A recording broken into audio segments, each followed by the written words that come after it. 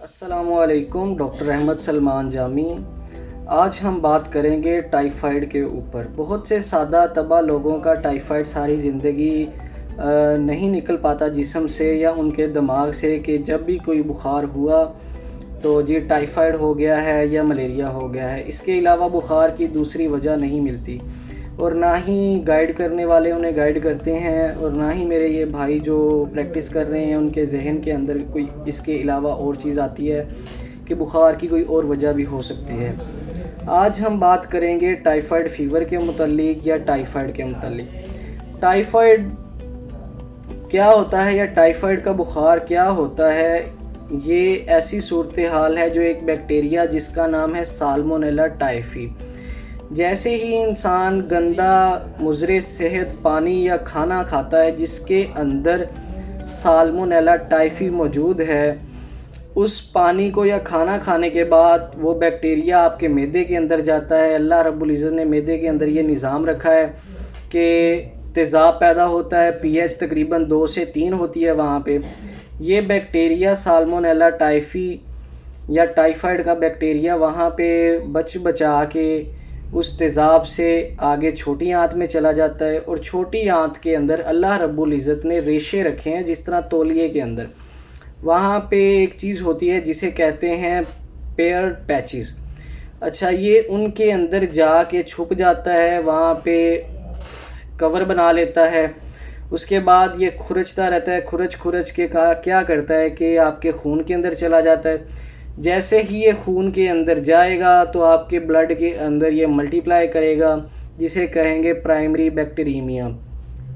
उसके बाद ये खून आपके जिगर के अंदर जाएगा, जिगर से तिली में जाएगा, बोन मैरो यानी हराम मगज़ के अंदर जाएगा। वहाँ पे जाके ये बैक्टीरिया मल्टीप्लाई करता है और क्या करता है कि पहले आपको प्राइमरी बैक्टीरियमिया यानी कि खून के अंदर इन्फेक्शन था, अब आपको सेकेंडरी बैक्टीरियमिया यानी कि आपके सिस्टेमिक सिस्टम आने शुरू हो जाएंगे।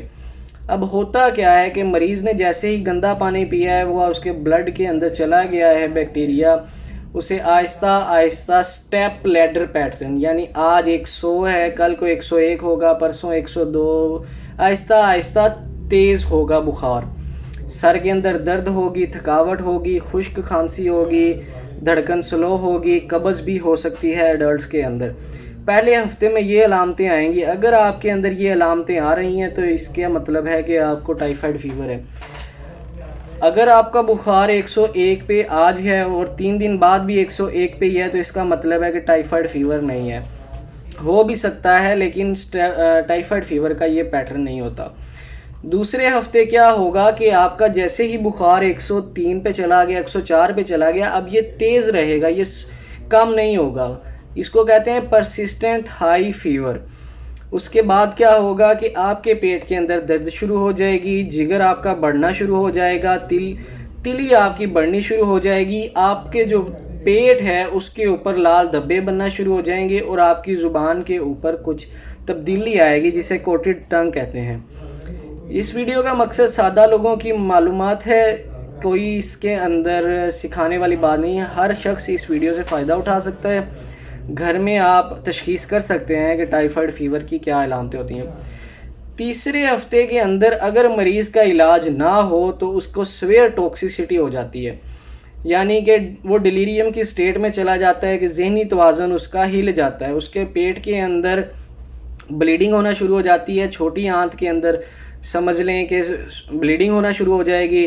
उसके बाद क्या होगा कि वो जो छोटी आंत है वो फट जाएगी, इसीलिए इसे आंतों का बुखार भी कहते हैं।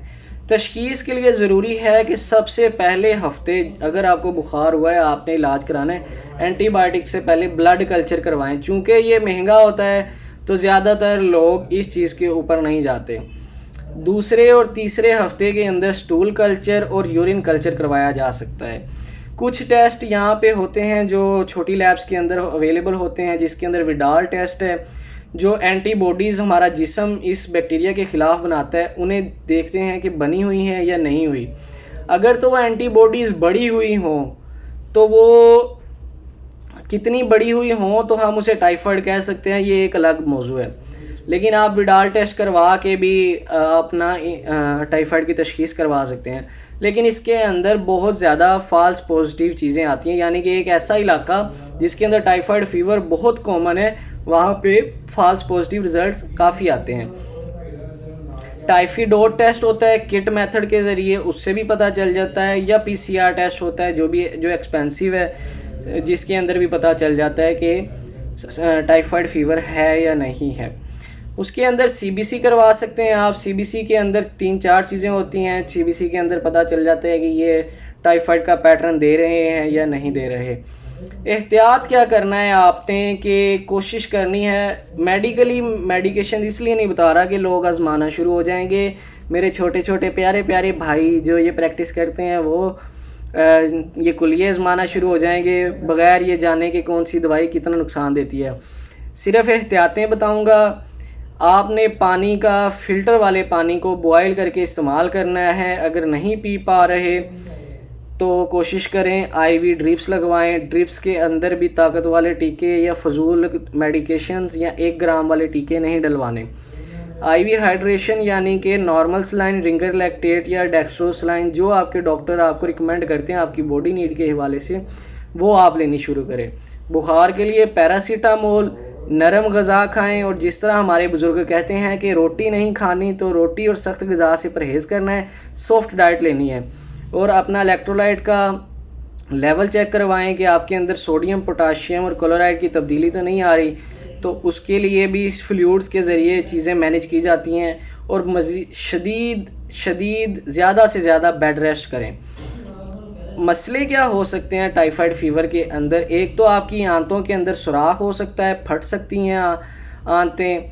उसके बाद उसके लिए फिर आपके पेट को चीरा दे के पेट में वो जो आंत मुतासिर है उसको निकाल के साफ़ किया जाता है, पूरे पेट को साफ़ किया जाता है और उसका इलाज किया जाता है, जिसे लेप्रोटमी कहते हैं। काफ़ी बड़ा प्रोसीजर होता है ये और काफ़ी नुकसान से बचाता है मरीज़ को, लेकिन कोशिश करें कि पहले ही इसका इलाज करवा लें। एहतियात क्या करनी है कि कुछ इलाकों के अंदर वैक्सीन आती है जो जिसे कहते हैं टाइफाइड कॉन्जुगेट वैक्सीन या 6 पॉलीसैकेराइड टाइफाइड वैक्सीन। तो होना ही कोशिश ये करें कि साफ़ सादा पानी पिएं, अच्छे बाथरूम इस्तेमाल करें, और बाथरूम इस्तेमाल करने के बाद जो पानी है उसको ऐसे तरीके से इस्तेमाल करें कि गंदगी आपके साथ ना लगी रहे, या जो लोटे जो इस्तेमाल होते हैं गंदे वाले उनसे बचा जाए। हाथों को साफ़ करें अच्छे साबुन के साथ, एंटीबायोटिक साबुन के साथ हाथों को साफ़ करें, और अच्छा खाना खाएं। ठेलों से लेकर सिर्फ़ उसी ठेले से लेकर खाएं खाना जो ख़ुद साफ़ सुथरा है और अच्छा खाना, म्यारी खाना पेश कर रहा है। तो अगर आपको कोई मसला है, आपको लग रहा है कि आपको टाइफाइड है, आप मुझे ऑनलाइन चेक करवा सकते हैं। डॉक्टर अहमद सलमान जामी को इजाज़त दें। बहुत शुक्रिया। अल्लाह हाफिज़।